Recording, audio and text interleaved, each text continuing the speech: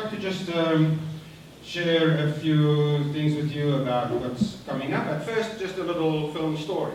As a filmmaker and as a screenwriter, what I'm always interested in is getting right, is that moment in a film, that denouement, the moment when it all comes together and you say, yes, that's what was supposed to have happened.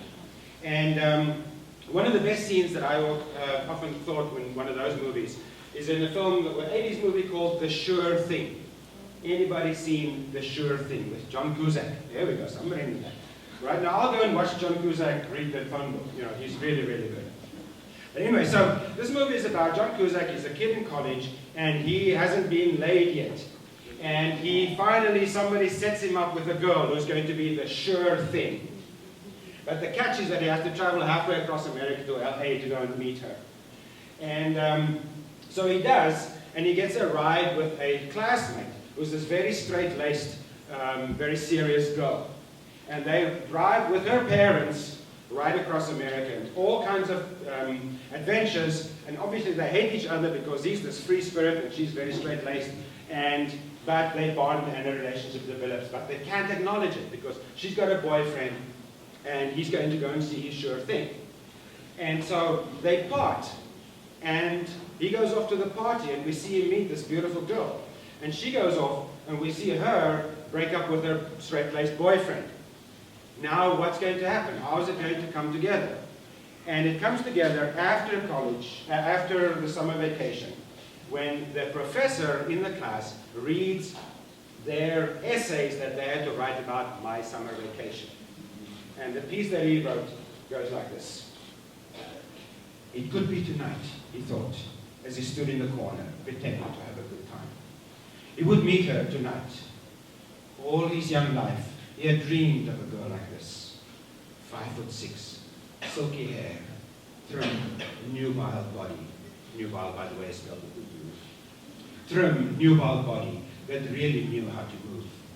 And soft, deeply tanned skin. Now, as for personality traits, she needed only one. She had to love sex and all the time. To arrive at this moment, he had traveled vast distances, enduring many hardships. Abject poverty, starvation, show tunes, you name it. From across the room, he saw her. She was perfect. He knew almost nothing about her, and she didn't know much about him. It was exactly how it was supposed to be. He brought her to his room. The lights were soft. The moment was right. Then she leaned over and whispered in his ear, "Do you love me?"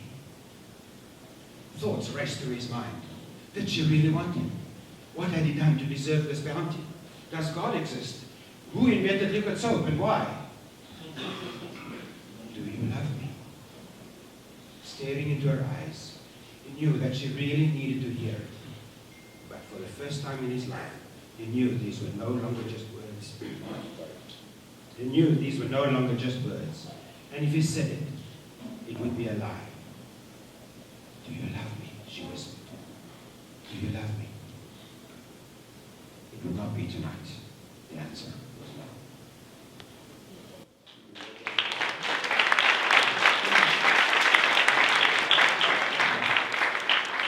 So, for those of you interested in filmmaking, a few announcements.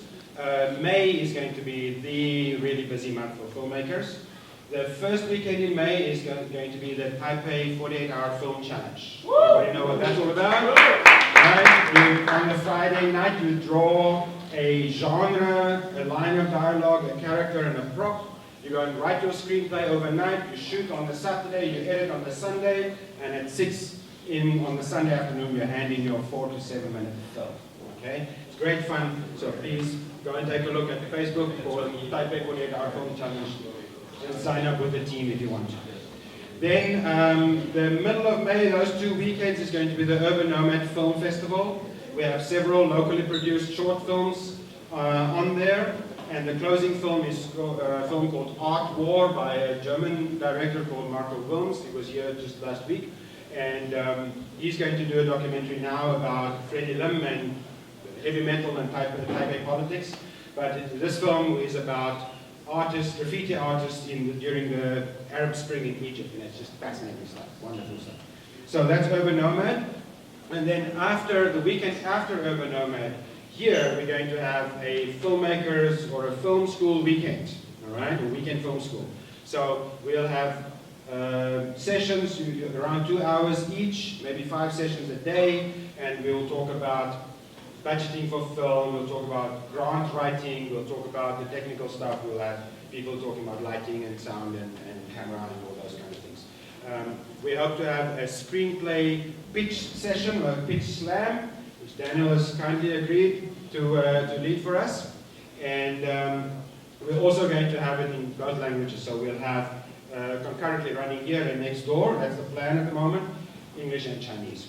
So yeah, please just keep your eye open on Facebook. You can just search for filmmaking. I run a group called Taipei Filmmaker Nights, and you'll see everything on there where we get together and we talk about film and we share, we collaborate, and we network.